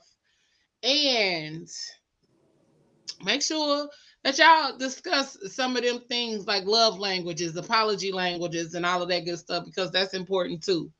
And like Lynn said, go to that counseling. Don't be out here thinking y'all know everything. Go to counseling because that's what it's there for. I'm an Aquarius. So yes, of course I do. You're an Aquarius. Of course you're going to avoid any type of counseling because you think you know everything. But that's neither here nor there. So I mean, make sure that you guys are loving on your people the way my appointment tomorrow. Your people. So I want to thank the Careys for joining us, telling us their story, and dropping them gems for the new people, for them, for the new lovers and the new couples and all of that good stuff.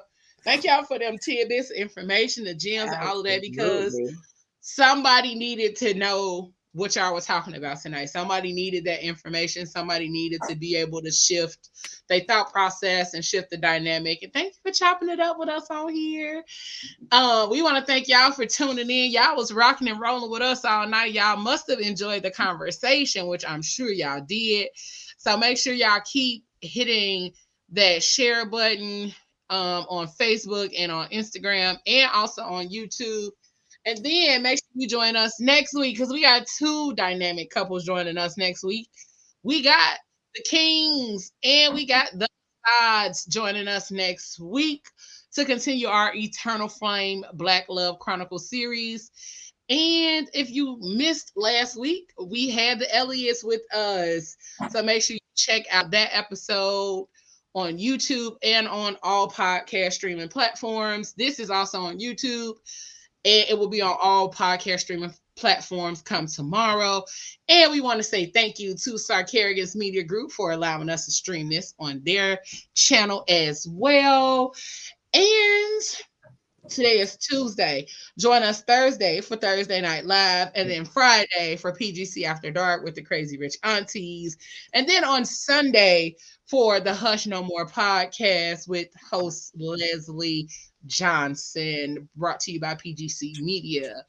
We got a lot of things going and growing over here on this side, but we want to thank y'all for tuning in. Make sure if you guys are joining us in Punta Cana that you tap in with Unforgettables to book your room and all of that kind of stuff, because it's going up. We having a time, boat party, white party, and we in Punta Cana from the 18th through the 22nd. Royalton Chic Punta Cana. All right. Food, drinks, music, vibes, views. That's what we doing. But I love y'all. Y'all know what I say. Whatever you do for the rest of the evening and the rest of the week, don't do it with your half-ass, y'all. Do it with your whole ass. We about this thing, y'all. We love y'all. Peace and blessings. Do it with your whole ass, Moses. No. Stop being a loser. No. Right? We love y'all. And thank you again to the Careys. No. Thanks, guys. You gotta do it with your whole ass.